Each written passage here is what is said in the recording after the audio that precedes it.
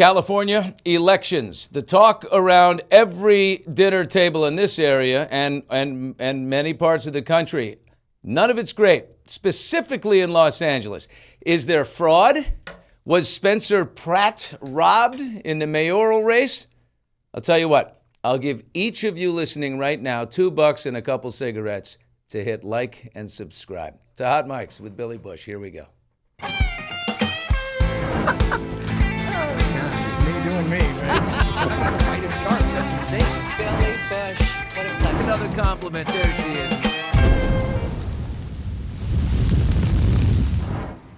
Hey, welcome to Hot Mics. Thanks for joining us on TuneIn exclusively for audio, Facebook, YouTube. Please hit like, subscribe, the notification bell, only because you're interested and find it compelling. I'm not giving you cigarettes or $2. So much going on. There's so much to talk about. I understand. I mean, Jalen Brunson and the New York Knicks. God, do I love that guy. And I love how underrated he was and what happened in my beautiful hometown of New York. The UFC on the front lawn last night. Was it a great win for America? It was certainly a very masculine event. Got a couple thoughts on that. USA Soccer. I was there for opening night on Thursday against Paraguay. It was incredible. The vibes, the energy, and an offshoot of that, the grifting of David Beckham through this World Cup period is unbelievable. I cannot fathom how much money that. Do we know any other soccer players than David Beckham that we can maybe provide a sponsorship to? How about give Landon Donovan a taste? What he did to help build men's soccer. Later on, the mainstream publications colluding to prop up Blake Lively in her narcissistic, destructive, abusive lawsuit against a guy who should have capitulated, she thinks. It's stunning. It deserves to be exposed. We'll do that by welcoming Brian Friedman, lawyer for Baldoni, later on. But right now, it's what everyone is talking about in my orbit. The California election system, and specifically the election for mayor of Los Angeles.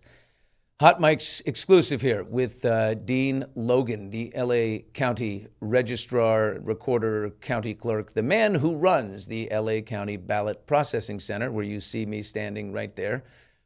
Dean oversees one of the largest and most complex election jurisdictions in the United States. His responsibility is to manage voter registration and maintenance for 5.2 registered, 5.2 million registered voters across more than 500 districts. So he has over 25 years in election administration and records management. And there's been a lot of change to California election law during his tenure. So we'll get into that too. But we got to begin with what just happened in this mayoral election, for which the seemingly endless count has been, I think, completed. In person, let's just put some perspective here. In-person voting, old school, the way we used to do, in-person voting on the day of the election, Spencer Pratt, 35%, Karen Bass, 29%, Nithya Raman, 26%. Mail-in ballots received before Election Day. Karen Bass, 38%. Spencer Pratt, 28%. Nithya Raman, again, way back, 20%. Ballots received after Election Day. Nithya Raman, 45%. Karen Bass, 37%. And Spencer Pratt back to 21%, an anemic 21%. And right now, as of this moment, Los Angeles mayoral results are Karen Bass, first place, 34.27% with 292,000 votes. Nithya Raman in second place with 29.01% and 247,000. And Spencer Pratt at 25.5% with 217,000 votes. Another bump for Raman here in the end. To be clear, it's a massive change, and we'll get into those stats and numbers and break them down. But we welcome right now Dean Logan, who I had the pleasure of meeting out there at the LA Ballot Processing Center in City of Industry, California. So which is not a large population, about 100 people. So basically everybody working inside is more than the residents of this place. Dean has lots of experience, and he has a massive responsibility. And first of all, Dean, thank you so much for taking the time to talk to me. I appreciate it. Yeah, happy to be here. Good morning.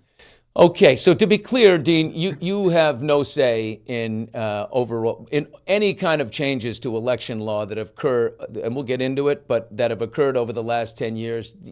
You don't have any say in what the law actually becomes, and you don't consult in any way. You just execute what's in front of you.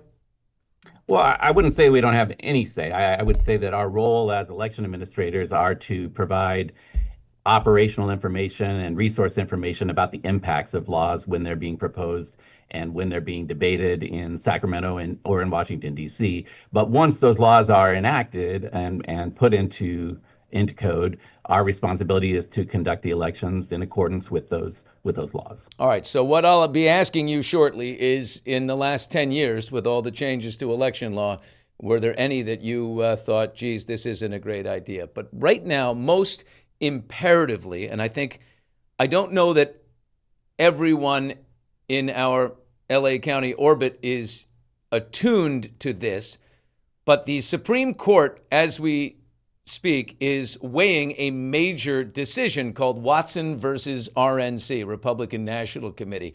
It comes out of Mississippi's election rules.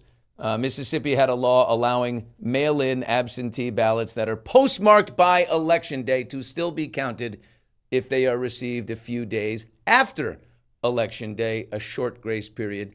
The RNC challenged this ruling, arguing that the federal election law effectively requires ballots to be received by Election Day. So, as you can see where this is going, the Supreme Court will decide. Do you have any idea which way this will go? We might be faced with a situation in a matter of days, weeks, a month, who knows, as to whether those mail-in ballots, anything received after Election Day, would be able to be counted. Yeah, I think that's exactly right. I think we're waiting for this decision. We saw this when the lower court made the decision in Mississippi before it was immediately appealed. The law stayed in effect, so Mississippi hasn't changed their process yet. There were oral arguments before the U.S. Supreme Court earlier this year, and as you say, we anticipate a decision possibly this week, possibly next week. And because that's now been appealed to the United States Supreme Court, that decision has the impact of, or potential impact of, affecting all states. I don't have any inside information, I don't think anybody does, on what is happening behind the scenes in the U.S. Supreme Court. I think the oral arguments, there were arguments on both sides, right? There were arguments being made on behalf of the RNC that federal law defines Election Day, and for federal offices, that the federal government ought to be able to define that. The arguments on the other side were that the time, place, and manner of conducting elections has always been, and historically has been, a states' right issue, and states make their own laws. In this case, there's a half a dozen or more, I can't remember, it's 7 or 9 states that have rules like this that allow for vote-by-mail ballots to be received after Election Day, as long as they're cast before or on Election Day. Dean, what's the point of that, though? Like, what's the point? Like, you just can't. It's a strategic thing to want to vote, to be tallied after, or vote at the very last second with a postmark, on Election Day. That's a strategic thing. There's no way you can't fit it into your schedule, right, to cast a vote a week before, or if you're going to mail it in, 2 weeks. People are waiting to the very last second. You think, I want to hear the last arguments from Tom Steyer to see if he can move me one more time because I'm on the fence.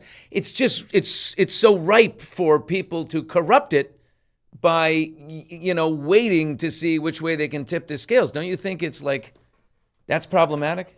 I guess I see that differently, Billy, from a couple perspectives. One is I do think that voters have the right or the option to cast their ballot up until the time that the polls close, and at least in California, they have the option of deciding how to submit that ballot. So nobody knows any results before these ballots are cast, but it is it is a process. The other thing I think you have to put into perspective is I think there's a disproportionate view of how many of these ballots are coming in during that. In California, we can allow them up to 7 days after the election as long as they're postmarked on or before Election Day.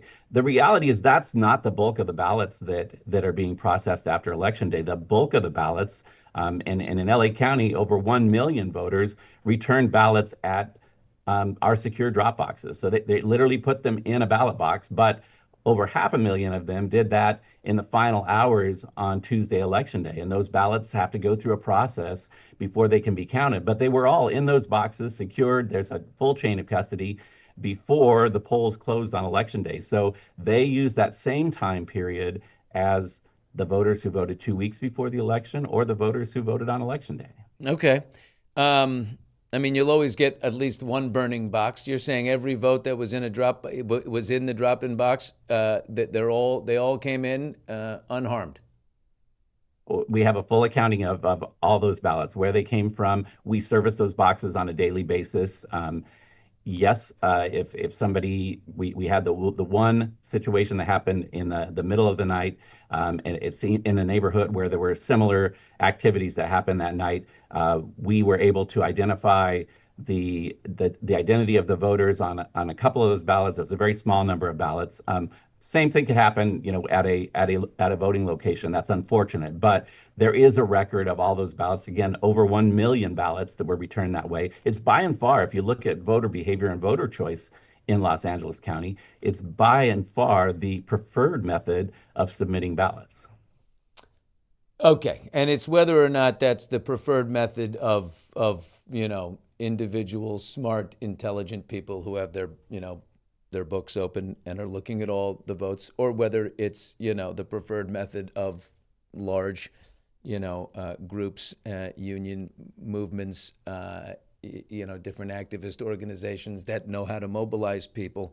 I will say this about that. I mean, I can't imagine facts that aren't there. What I can say is that the demographics of those ballots, of the voters who return those ballots in those drop boxes, mirror the demographics of the community that we live in. So they are the full range of age groups. They're the full range of political party affiliation, and they're the full geographic range of the community, from the far north of the county to the urban areas, et cetera. So again, I think the gains are abnormally large. People, including me, are a bit alarmed at how Nithya Raman so massively overcame an 8% election day deficit to Spencer, trailing by 41,000 points after Election Day. How she overcame that and now sits at 30,000 votes ahead, meaning a swing of 70,000 votes. She received 44 to 45% of the post-election day votes. Spencer got 21%. She more than doubled him in late counted post-election day ballots. With mail-in ballots alone from Election Day to now, as I see it, how each affected their own tally. Karen Bass down 5%. Spencer Pratt down 9%. Nithya Raman up 105%. People all over the West Side especially, but, intelligent election watchers are having a bit of a hard time accepting that Democrat, progressive, socialist-type voters, who are the majority, tend to just vote late. These stats could not possibly represent one person, one vote. How do you explain that?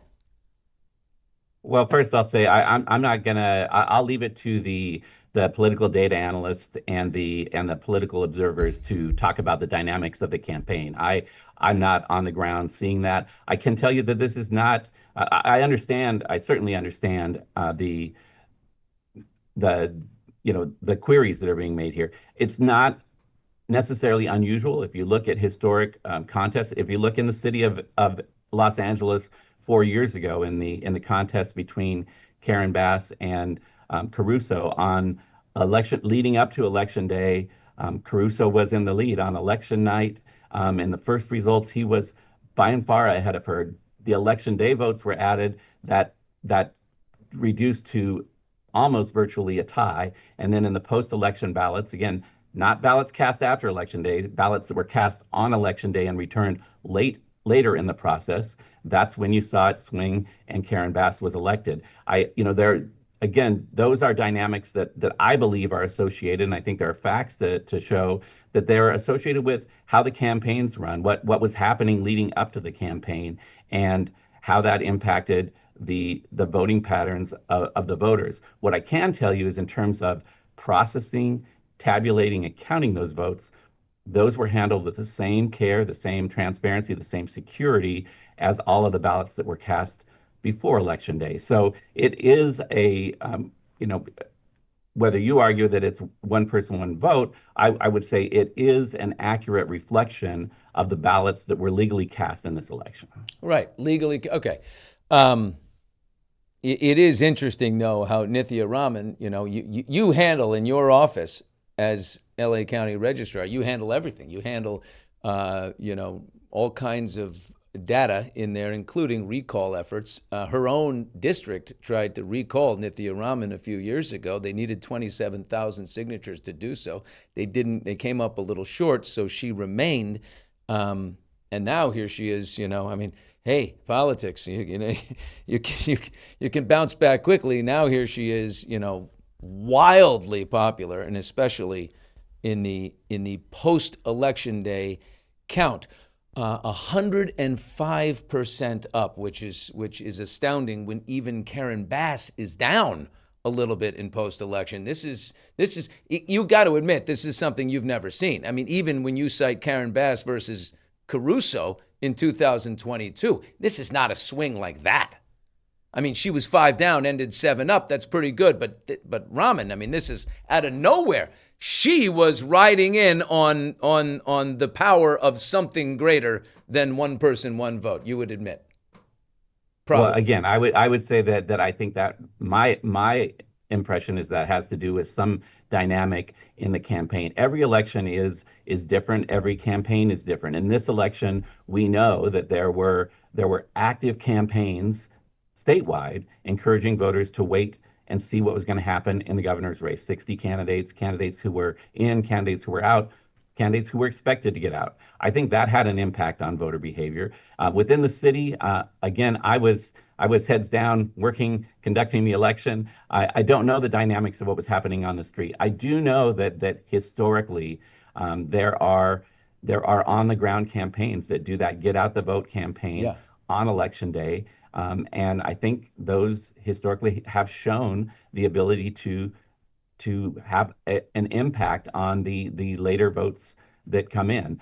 But again, I don't have the on the ground information on that. What I have is the information that the ballots were handled properly, counted properly, and they reflect the outcome of the election. Okay, there are reports everywhere. I've verified it 2 places, but you would know that Nithya Raman's highest concentration of post-election day votes came from Skid Row downtown area. Here's a map. Is that accurate? Well, I would need to look. I have not looked closely at those maps. I know that, again, people have looked at that data. I think it depends on what do you define as Skid Row versus the greater downtown Los Angeles area. But the data speaks for itself. I mean, if that's the case, then that's the case. And those were valid votes cast in the election, and they had to be included in the count. What do you make of these videos that are going around Instagram of homeless people, non-societally, functioning people claiming to have been paid for their signed ballot, $2, couple cigarettes, whatever it is?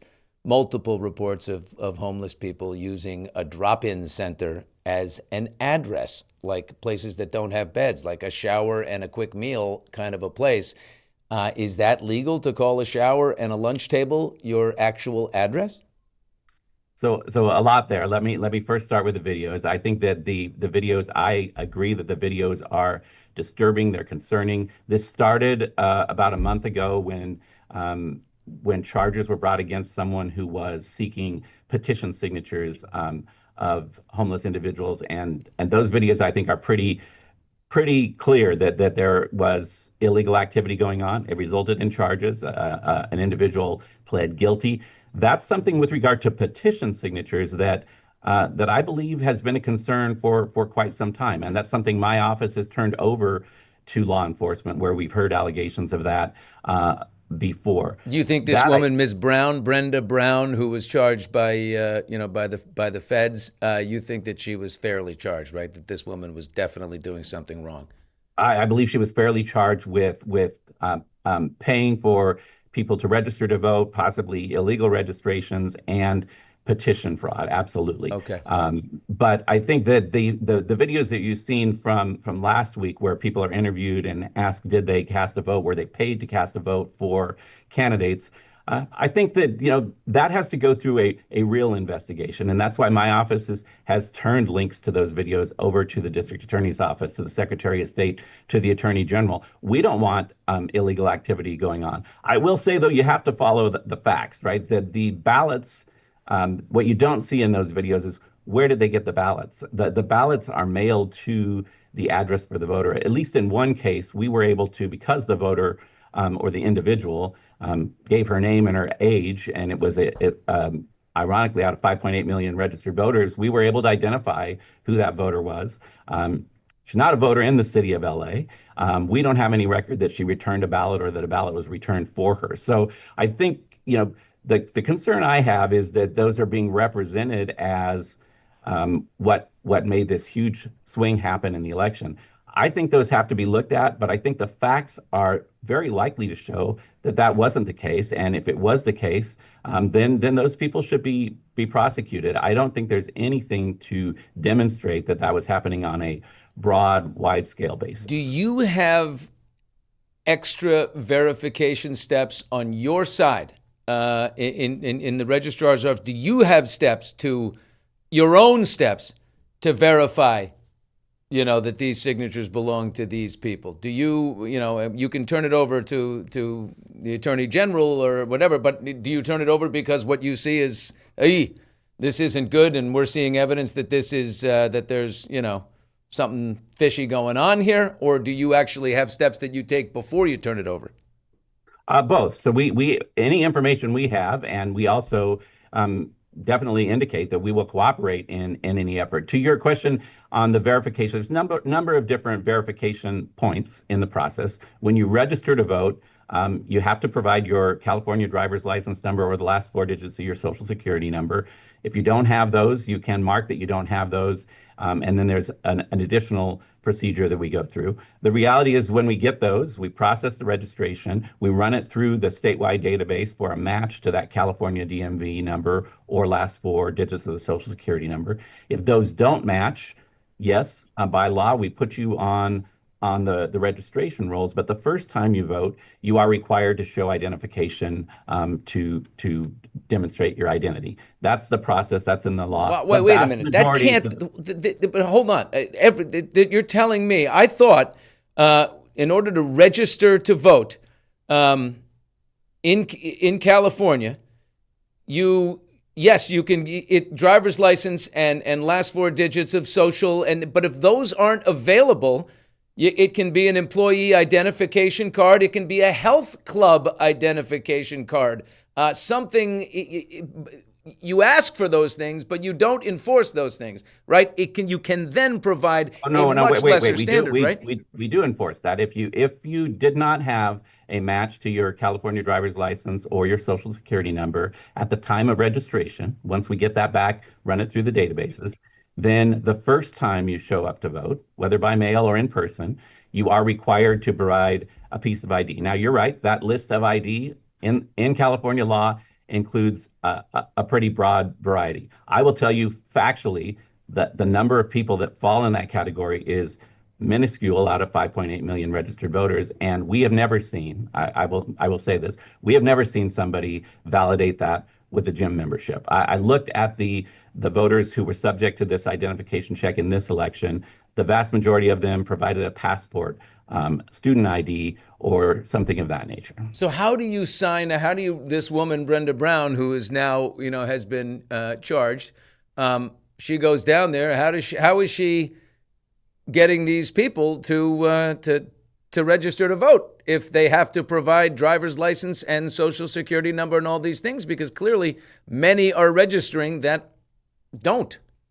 And many of those are not successfully registering. And I guess that's the thing. I can only go by what I've seen on those videos. I think I didn't do the investigation. The U.S. Attorney's Office did. What I saw in those videos, though, is that this was somebody who herself was being paid to get signatures on petitions. So I saw two different things in those videos. One was paying somebody to fill out a voter registration form, encouraging them to use a fictitious address, and then sign the petition. Then I saw other examples where the allegation was that they were giving them the information of an existing registered voter and asking them to sign the petition in that voter's name. Both of those are bad. They're illegal and they ought to be prosecuted. What I will tell you on the registration side, though, and part of that allegation was that that she was even having people register at her address. There is nobody else registered at the address of Brenda Brown. Those registrations, when they go through the verification process, if it's a fictitious address that's not on the address grid in LA County, or if there's incomplete information on that registration form, that's going to be an incomplete application. They're not going to get on the rolls. If they do get on the rolls, we mail out a confirmation notice. This is a legal requirement.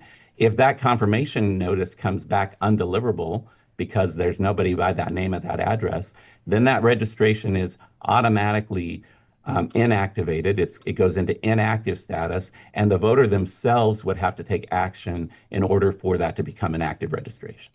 Dean Logan is the LA County Registrar here, handles enormous responsibility in this county, largest in the state, for voting. But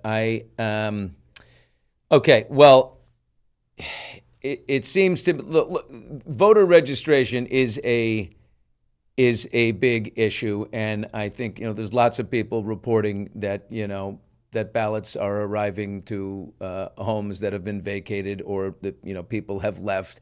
7 to 8 years ago, I don't know when it was, but it was several years ago, LA County, you guys were sued by Judicial Watch for not maintaining the voter rolls accurately. Wait. Let me just clarify that, because again, this is where we're in a world where this kind of information goes viral and the facts get lost in that. Please do. The Judicial Watch lawsuit was a lawsuit that was brought against the state of California and specifically Los Angeles County after a U.S. Supreme Court decision redefined the provisions of the Help America Vote Act or the National Voter Registration Act with regard to how long inactive voter registration records are maintained. Because of that reinterpretation by the U.S. Supreme Court, we entered into a settlement agreement with Judicial Watch to align with the Supreme Court decision. The records that were affected by that, those were inactive voter registration records. None of them were active. They were inactive, and inactive means they weren't being mailed vote-by-mail ballots. They weren't being mailed any voter materials. They were essentially they weren't removed, but they were in a active holding file. And then if they showed up to vote, or if the voter themselves contacted us to clarify the information, then they could become active. Those records were removed based on the Supreme Court reinterpretation.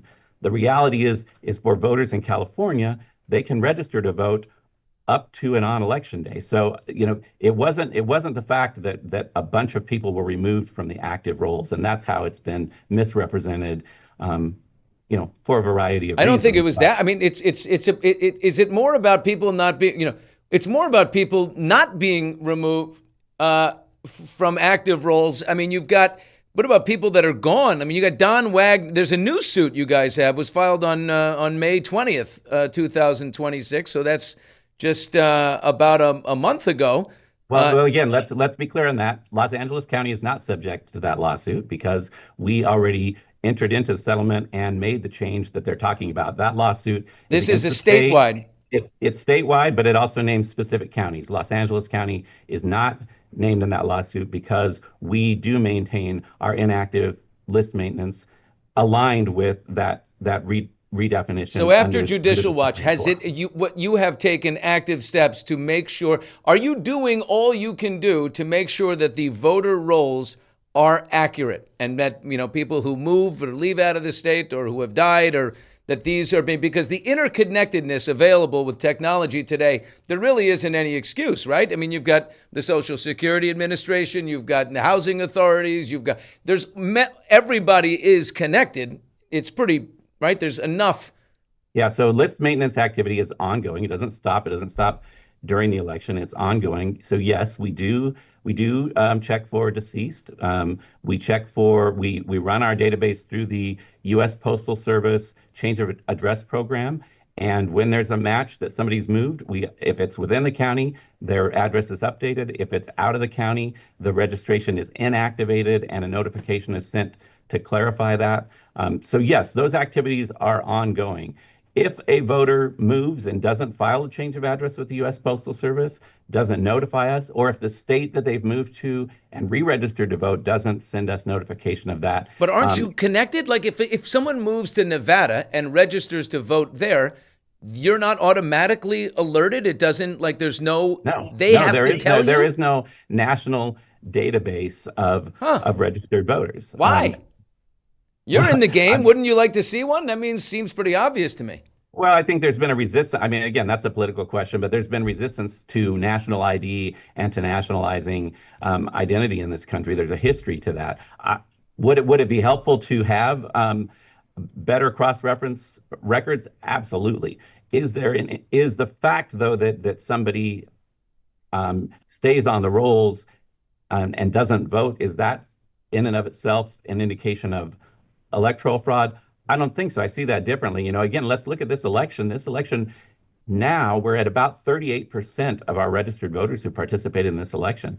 That means that there are literally millions of registered voters who didn't participate, whose voice is not being heard in this process. So we want to be sure that we're not limiting that opportunity going forward. The whole intent of an election is to give everybody a voice, for it to be an even playing field, and for everyone to be able to weigh in. Couple of quick things here that are on my mind. I was going to ask earlier, but very importantly, the mail-in ballots that you receive before Election Day, do they get tabulated so that number we see on election night at 11 p.m. before we get to bed? Are those mail-in ballots that were mailed, a week before and came in 3 days, 2 days early, are they part of that tabulation, or are they set aside and added to the rest of the mail-in ballots that come in late?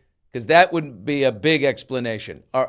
No, in fact, the mail-in ballots that are received before Election Day, and in this election, even the mail ballots that were received in the mail on Election Day are processed before the polls close at 8 o'clock. Now, process means that so they're added to that tally right away. You got a lot of people opening. So at 8 o'clock. So at 8 o'clock, those first results that you see shortly after 8 o'clock, that's in fact what they are. They are the vote by mail ballots that have been received up and through Election Day. Then we add on throughout the evening, we add on the votes that were cast at the vote centers on Election Day. And when do you start doing that? When do you start having the people open the mail-in ballots? Is that happening, as soon as we receive them. So the ballots go in the mail 29 days out. We start, yep. Okay, so you could do that 20 days out from the actual Election Day. You're beginning, you're slow rolling the total. Okay, so they're not being held, these mail-in ballots that, arrive a week before. They're not being held to be added, because that's just, first of all, you're making yourself crazy. Yeah, nothing's being held. Even the ones that come back on election night, as it happens, not being held. As soon as we get them, we're putting those in trays. We're scanning them through our system, so we have an image of the envelope, so we have a record of where that ballot came from, when it was received. Those are the processes that those go through to have a good chain of custody and a good verifiable process, so that if anybody is questioning the results, we can go back and show that. I would assume that you would like people. I would assume that I don't know, but that you don't, as a personal preference for your own sanity, that you don't like post-election day tabulation. Because it seems like so many are coming in, and for Nithya Raman, more are coming in after Election Day than are coming in before Election Day. It's chaotic, and it also invites this confusion. I mean, I think you could admit that, right? I mean, you're a professional. Well, I think that confusion Yes, I agree with you on that. I think, though, that confusion is fed by a lot of misinformation, right? So, and that information started well before Election Day. This kind of prediction that if the outcome doesn't turn out the way we think it's going to turn out, then the process is wrong, is become part of the political game plan. I mean, there's clear evidence of it, and the types of things that go viral. There's just no way to keep up from that. So yeah, that is frustrating for me as an election administrator. But what I would rather see, if you're asking me what's frustrating, I would rather see more people participate in the elections process. We invest a great deal of public resource and public time and access to ensure that everybody who's a valid, legal, registered voter has the opportunity to participate. Again, we're talking 37% of the registered voters in this county who participate in this election. We may get 60, 70% in the November election. There's still a broad range of people who have the opportunity to have their voice heard that aren't participating in the election. And that's what I would like to see change. But doesn't that right there, Dean, invite the ultimate argument between the two parties? And that is that with all the steps that California has made, all the steps they've taken to make it easier to vote in the state, they say this is about accessibility. This is about making elections accessible and easier for people so we can increase participation. And that's a very kumbaya, beautiful thing. And immediately the other side is saying, yeah, you're also lowering every bar of checks and balances. And so people who shouldn't be voting, it's so much easier for them too. And it's so much more ripe for fraud, corruption, or the appearance of impropriety at the very least. I'm an independent guy. I'm not aligned. And I would say probably both are right and both are wrong. Well, I think, again, a lot of that information has been fed through the political system. The reality, there are a couple things that I would say. One is there have been, since 2020, there have been multiple court cases, audits, reviews of the elections process throughout the county based on these types of allegations. And it's been shown in most cases, those have been completely debunked. And where there has been illegal activity, it's been prosecuted and it's minimal. On the other hand, I would say it's not that this was designed by the politicians. This voting model in California followed the behavior of our voters. Prior to COVID, when you could request to get a vote by mail ballot, upwards, depending on which county you were in, 60 to 70, in some cases 80% of registered voters automatically signed up to get ballots by mail. So this is responsive to the preferences and the voting patterns of the Are you sure about that? Of the electorate. It's absolutely correct. And actually, vote by mail before Gavin itself, Newsom, with the stroke of his pen, gave an executive order in May of 2020. He said he made it mandatory that every resident, because of COVID, be sent a mail-in ballot. And by the way, since then they never went back. So it was that's where it turned. But it turned out of necessity because, of course, we had to distance ourselves. Yeah. You're saying before that, 80% of people... depending on the county, it ranged from high 50s to up to as many as 80% of the registered voters in an individual county had already self-selected to vote by mail. And this time frame of post-election counting, that's not new either. Prior to the vote by mail process, we had that same time frame, but what we were processing then were provisional ballots because, again, voter behavior. Voters were going to polling places outside of their neighborhoods to vote, and they had to vote a provisional ballot, and we had to process those. If you go back to 2010, 2014, very close races that weren't determined until late in November in general elections because of hundreds of thousands of those provisional ballots. In today's model, that's not the case. You can go to any voting location. We can clear your vote by mail ballot and you can vote in person. If you live in Whittier, you can vote in Englewood or you can vote in Lancaster, but you get your local ballot, right? And that cancels out your vote by mail ballot. So we don't see those provisional ballots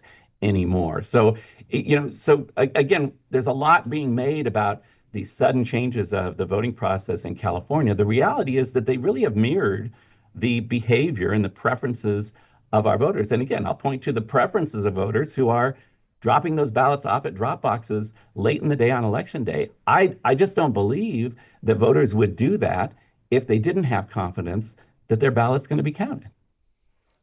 Why is unlimited harvesting a good idea? It used to be before, Assembly Bill 1921 was signed by, I think, Moonbeam in 2016. But before that, if you were ill or infirmed or elderly, you would have a family member, somebody, very, very close would be able to take your vote, your ballot.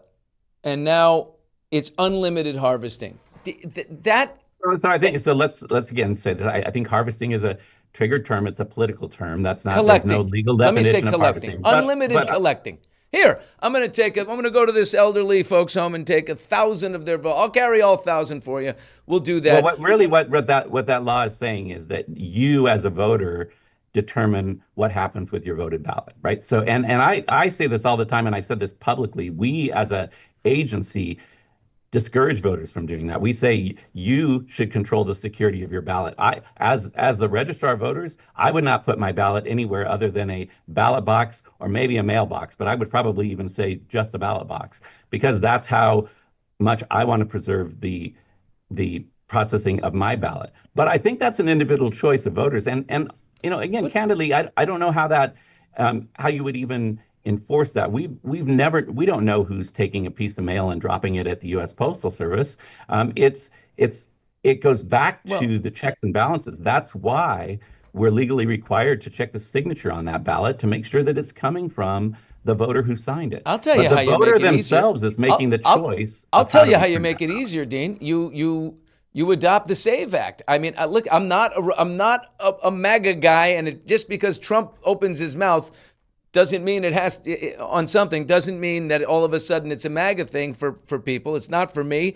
There's a million things that do not support that man on. But, the SAVE Act requires basically documentary proof of U.S. citizenship when registering to vote in federal elections. This would obviously come down to state elections. What's wrong with having, like Real ID years ago for travel, what is wrong with having a voter ID? Why wouldn't we make sure that only U.S. citizens are voting in our elections? It's just straight. Well, I think we are, but I let me say this. I'm not the policymaker. I don't have a vote on the SAVE Act. What I will say is unfortunately, those kind of changes, I think we ought to have that dialogue in the nation. I totally agree with that. There was a time where big policy decisions like this on elections at the federal level were made through bipartisan cooperation. If you look at the National Voter Registration Act, if you look at the Help America Vote Act, those were hammered out with both parties at the table and with election administrators coming to the table. That's not what you saw with the SAVE Act. And if you look at the details of the SAVE Act, the concept, I think you're right. There's a lot of validity to that. But the SAVE Act, if you read it as it's currently presented, would make it so that voters who have had a name change, as somebody who's married and took their spouse's name, there is not documentation that they would have readily available to provide to meet that standard. And if you're concerned about the time frame for that's an getting easy ballots fix, processed, right? If someone gets married, it's an easy fix, but it hasn't been fixed in the draft legislation. That's how bad our politics are. It's how poisonous. So bring the people to the table, talk about the operational impacts, talk about the access things, and then I think you probably can get to a decision. We did it with the National Voter Registration Act. We did it with the Help America Vote Act after the 2000 Bush v. Gore. That was a bipartisan, multi-stakeholder process. It was hard work. I remember. I remember being a part of that, but it was also very validating. But that's not the way the discourse is happening today. The discourse today around elections is, if you didn't like the outcome of the election, then the system is broken, and we're going to say whatever we want to say about the system. We're not going to back it up with facts. Look, That's not how you bring people to the table. I agree. Look, my conclusion, Dean, in all of this is basically, I think the system is flawed in California. I don't like it. It's not you're not a legislator. You're carrying it out. I think it's deeply flawed. But and judging by a good thing to look at for those who are screaming fraud in Los Angeles in the mayoral election is the undervote, which is an important thing. Is if you are, collecting tens and thousands of votes or a meaningful amount of people's votes that could move a decision, and there's that many of them, but they're only voting for mayor and not, let's say, governor. It's like, here, just check the mayor, just check the mayor, just check the mayor. Governor was exactly, it was the same. So that's an argument that's helpful. It's about 98% of people who voted for mayor also voted for governor, right? If there was like 10 to 15% of people just only mayor and blew off governor, that would smell funny, but that didn't happen. Yeah, but and I think you can look back at past, like, that's not a new phenomenon. I mean, we see people do crazy things. We see people who send back ballots that aren't marked at all, that I think want credit for voting but didn't vote for anyone. That's a statement that a voter can make. Our ballots are long. They cover everything from national offices down to the local offices. We have emphasized in LA, and we're the only county in the state that this has been adopted. We actually list the local contest first, right? Because that is where the impact is closest to you. So those patterns exist. I think people should look at it. I see it differently than you. I think it is, can things be improved in the system? Absolutely. Should we have that dialogue? Absolutely. And we should bring the right people to the table. But the focus should be on the voter experience and the voter access. It shouldn't be on trying to design a system for the preferred outcome in a contest. Listen. I mean, I would say fine, unless you're saying that voter access, doesn't have to include some type of absolute, strict verification of U.S. citizenship. I think that's a conversation you can have. I don't think it's a conversation to have. I think it's very basic. If you're not a U.S. citizen, you should not be voting in these elections. You have to agree with that. And the court decisions, the studies, and the facts have shown that's not happening, right? So if that's happening, let's put it on the table. And that's not about access, and that's not about making things flexible. That's about swaying elections for your particular set of interests. I mean, it is. It has to be. I can't think of any other explanation. But it's not happening. I mean, you do have to declare you are a U.S. citizen in order to be a registered voter. You have to declare it, but you don't have to prove it, because you can leave, and then later up, when they say, "Hey, wait a minute, we didn't. You were supposed to follow up with us," you can say, "Well, here's this." And every time you do that, you're signing an oath under penalty of perjury. And again, that's been investigated, that's been looked at, that's been examined. There have been court challenges to that. There is no evidence to show that that's happening. Now, if you want to tighten that process, by all means, let's bring the right people to the table, and let's figure out a way to do that is fair and that ensures that we're not inadvertently eliminating the ability for U.S. citizens to participate in elections. And we know that we've seen this play out. We've seen efforts back, a decade ago when the big allegation was that felons were voting and they weren't allowed to vote. Those laws have changed. In most cases, that's no longer a prohibition. But in those cases, they did cursory data checks against voter registration databases, and voters were canceled only to find out that was a false match to somebody based on a felon record, based on name and birth date. We have to be careful to make sure that most basic element of our representative form of government, that we aren't disenfranchising people administratively based on an unfounded or false perception that people are gaming the system. Well, in significant numbers, you don't want to disenfranchise people. I get it. Look, you've had your own challenge in this. How long have you been doing this? How long have you been a registrar?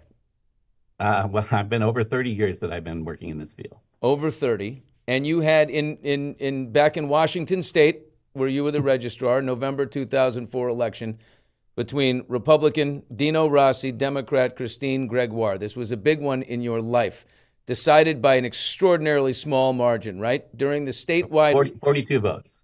How many? 42. 42 votes it was decided by. During the statewide hand recount, right, you discovered some absentee ballots in the hundreds that had been mistakenly rejected because election workers failed to verify signatures using paper records when the computerized system had failed. And by the way, that's why, it leads to some changes we've had here in LA County we'll get to. But you announced the error publicly. You recommended that the ballots be counted. Additional batches of previously uncounted ballots later found, including another 160 or so ballots discovered in a warehouse. It ended up flipping the election from the Republican Dino Rossi to Christine Gregoire. She ended up, because of that, winning that governor's race. Let me ask you, that's in 2005, the King County Council, whom you report to, adopted a motion saying that it lost confidence in your management, urged the county executive to consider requesting a resignation. Were you a sacrificial lamb there? Were you sandbagged on that? Or is there something from that experience that you learned, adopted, changed, added to who you are today, implement today? How did it change you? Well, first, that was 22 years ago, and you're absolutely right. Yes, a lot of what you said happened. There's some amplifying there, but yes, that happened. And I will point to that as an example of that was, again, a flawed administrative system where we identified ballots. It was embarrassing, very embarrassing, a difficult time for me professionally. I had only been in that position for about a year, but we identified ballots that we knew were legally cast by voters in the election. And during that recount, I had a legal obligation to come forward with that at my own embarrassment. But it's also an example of what happens when you speed through the count to try and get fast results, and there are processes that were not followed. We corrected that. We put in place protocols there that are still being used in King County today. The team that I worked with in King County has done an amazing job, and they're in the leadership there today. I left King County on my own, and I left because politically it was being used as a distraction from what was happening there. I came here, I took that experience, and I've applied that to the work that I do here. I'm proud of that history. It was the right thing to do because it was making sure that every legal ballot that was cast in that election was counted and in the final returns. That can be messy, but when you make a mistake, you got to stand up and say it, and you got to correct it, and you got to move on. And you must have known, oh shit. I mean, I found these. I think you might have just quoted me there. It's easier it'd be easier for you to just be like, I'm not going to say anything because this is, no matter what, this is going to cause a total shitstorm and people are going to come out. They're going to. Well, and here's the truth. There's at least some possibility that maybe I could have done that. That would have been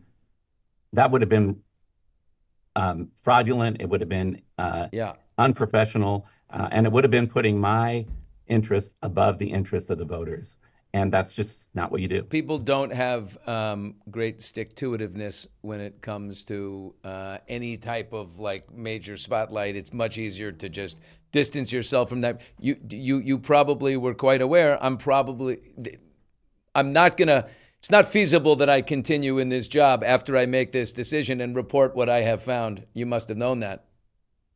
Right. I knew so you brought yourself to slaughter. That was going to be a distraction, and for the agency to continue to improve and implement the types of things that we collectively put in place after that, it was just better for me to remove myself from that situation and to move on to somewhere where I could take the benefit of having that experience. And in fact, I remember saying that when I came to LA, is that you don't want somebody in this position that hasn't been through that kind of fire, not in a jurisdiction the size and the complexity of Los Angeles County. Yeah, what I try to do just in my life is understand, the people, and in a situation like that for you, the critics here, the people who can't stand the system, can't stand the same party that keeps getting reelected over and over again.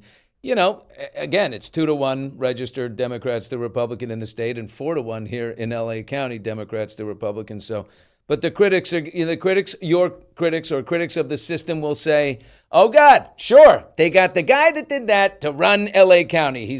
They bring it up. They bring it up every other. He flips that every year. And supporters would say, you know, look, your appointment in a much larger and more consequential a county like Los Angeles is evidence of being a fall guy and ultimate vindication that you did the right thing. And that's exactly the guy we want running ours, who knows that it's going to cost him his ass if he does the right thing, not the wrong thing.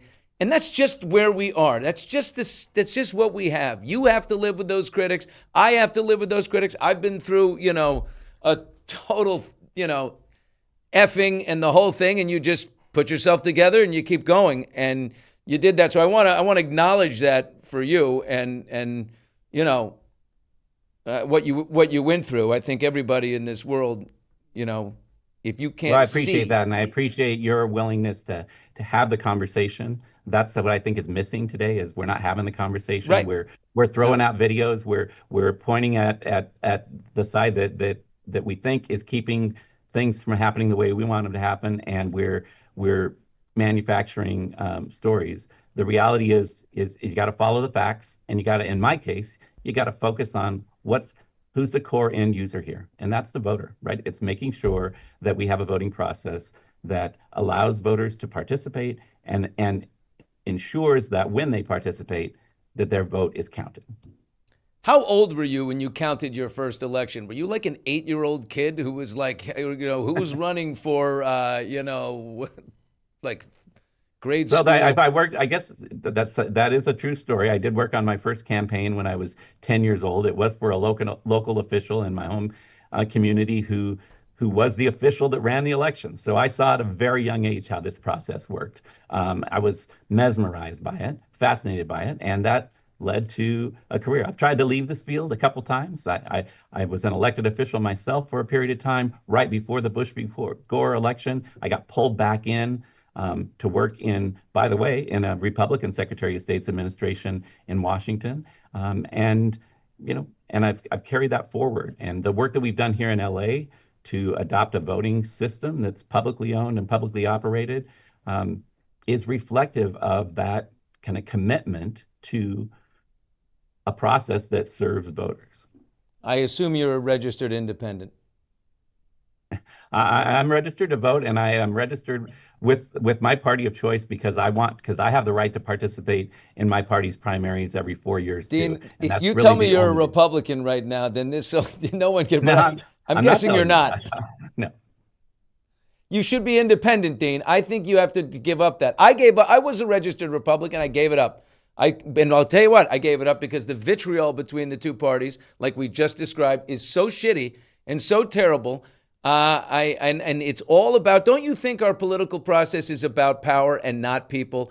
It's all these elected officials I don't know where where the public servants are, but I don't see them. I just see it's about power and seats that control power, and people are second. Yeah, I guess I'll say two things. I don't disagree with you. I think the political climate is volatile. The things that feed through short messaging on social media are vile. They're threatening, and I think they're causing harm both to individuals but to the larger perspective.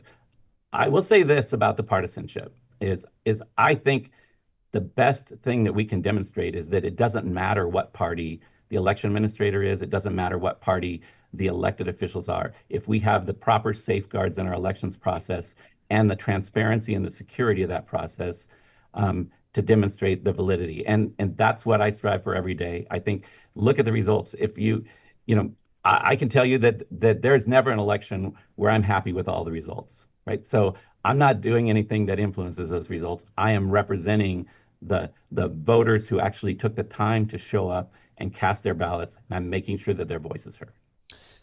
All right, so you and I would probably disagree. I think the system is terrible. I think it's deeply flawed. I can't stand the collection of ballots. Some call it harvesting, but others call it collection for large groups. I think we've lowered our standards for voting to such a degree and again, you don't make policy, but to such a degree that it's conducive to, at the very least, the appearance of impropriety. And I think they should tighten restrictions and be able to sit down together. Here, we're back to agreeing again, to sit down together and hammer out what is a very good, clean, simple way of registering people and allowing people. I think proof of citizenship is an absolute mandatory to vote in elections. There's ways to tighten that up. But, ultimately, we are faced, let's end, Dean, where we began. And that is that you have this Watson versus RNC U.S. Supreme Court decision that is going to totally affect your job, possibly. Are you doing anything to prepare proactively for that? I feel like everything in your job, most of it is reactive because people go crazy and then you have to react. Are you doing anything proactively for that decision, which, again, folks, what's being decided is are ballots received after Election Day, allowed to be tabulated? So what do you think? Yeah, so absolutely we are. When we knew this was going to the U.S. Supreme Court, we put a team together and said we need to start now thinking about how this will affect things. There's a lot of unanswered questions, right, depending on how that decision comes out. That decision technically will only, if it's upheld, will only affect federal offices. So we face somewhat of a prospect if the state legislature doesn't align with that decision, then we might have a bifurcated system where federal offices are handled differently. Two separate registrations? That would not look good. That would be crazy. That would be bad. But it's possible. So we're playing out that scenario. I think the other thing, though, that again, so much of this is preparing ourselves to correct the narrative, right? Because the ballots that we're talking about in this election, there are about 74,000 ballots that came in with those ballot postmarks during that 7-day period after the election. Those ballots were counted each day when we received them. That isn't going to change the ballots, the 500,000 ballots that were dropped off at drop boxes in the final hours of election night. So there's this sort of narrative out there that if the court makes this decision, upholds the decision in the Watson case, that suddenly we're going to have final election results election night. That's not the reality. And, right, because of the drop box. Again, people are being fed a kind of a false premise about that we're going to end up having to defend ourselves against. So yes, we do have a team working on that in anticipation of the decision. And which way do you think it's going to go in the next couple of weeks? Which way is it going to go? Yeah, I don't know. There was my skills at predicting the U.S. Supreme Court have failed me in recent times. So I'm going to wait and see how it plays out. Okay. Dean Logan is the L.A. County Registrar-Recorder, County Clerk. It's too many titles. It is too many names. just Registrar.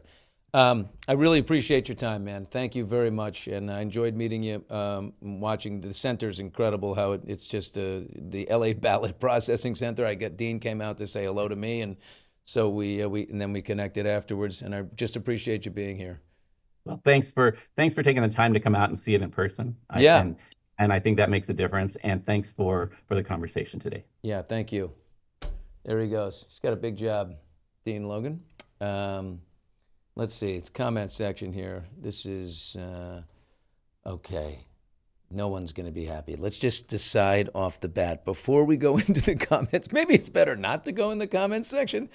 But Billy, don't let him keep pushing his lie, says Jeannie. I'm comfortable with the conversation. Go around, ask voters if they voted. If they say no, go check. I bet they did somehow. I voted for 10 years when I didn't. Fraud been going on way before this election. Well, nothing's pure. I mean, everything gets bastardized every good thing gets bastardized, right? We started with Twitter. Twitter used to be a wonderful place where, a violin enthusiast in Bangkok could connect to one in Stuttgart and be like, oh my God, you too, me.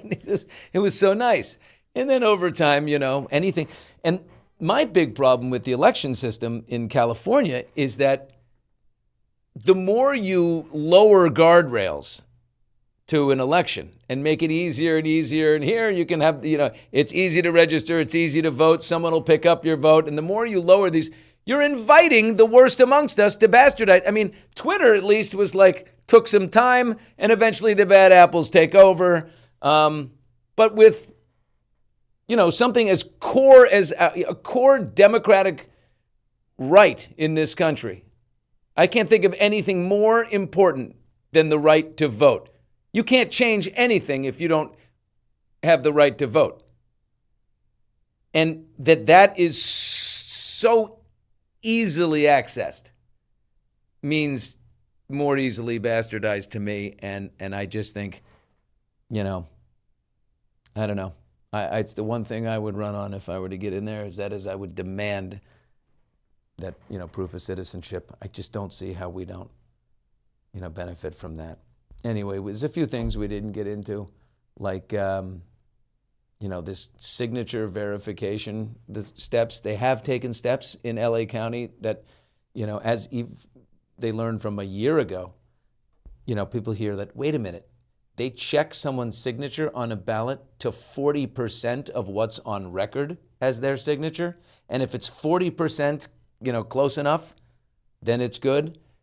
What they added in the last year is 18-point verification. The machines also check like 18 different places where you have a specific, like a twist of your Y or a tilt of your T, or and they check that, and then they have a hand. They do it by hand at 3 different levels. It's actually it's a fascinating system. And the final word on that is, I think the system has been so warped over the years, and Gavin Newsom has done his share. I think it's been so warped over the years that it's made, like I said, at least the appearance of impropriety just obvious, right? And I think it needs to be fixed. I listened to the guys with David Friedberg on the All In podcast, and he said, you get the sense that you're not voting for someone. There's not an elected official, but an appointed official. That those who built the matrix will be appointing your representatives for you, and that's a terrible feeling, right? And we'll see. Again, the Supreme Court decision that's upon us right now could have a huge impact, and that may happen any day now. Okay, I was going to talk about the UFC and all that stuff, but I think we've been going long enough. We've got tomorrow. We'll take some time to take it all in. Brian Friedman, I'm talking to him in an hour. The question is, do we want to do it live to talk about Blake Lively? And especially, I'm just deeply moved by all of these mainstream publications who are printing that she somehow won something. How embarrassing for you. How embarrassing for you, and what are you getting out of this?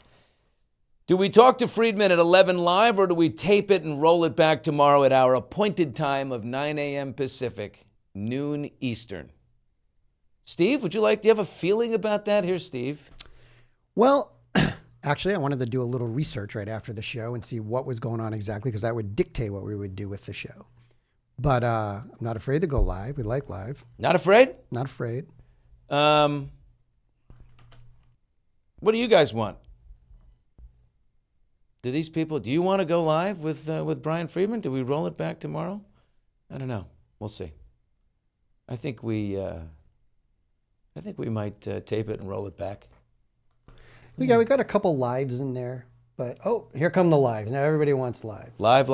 Okay, if you're around, we'll do it at live. Live at 11 o'clock with Friedman on the Blake Lively thing. That's it. Thanks to Dean Logan, the LA County Registrar, for being with us today. That will wrap up Hot Mics for this Monday. Thanks for listening on TuneIn or watching on YouTube and Facebook. Hit subscribe, and I'll give you 2 cigarettes. Bye-bye.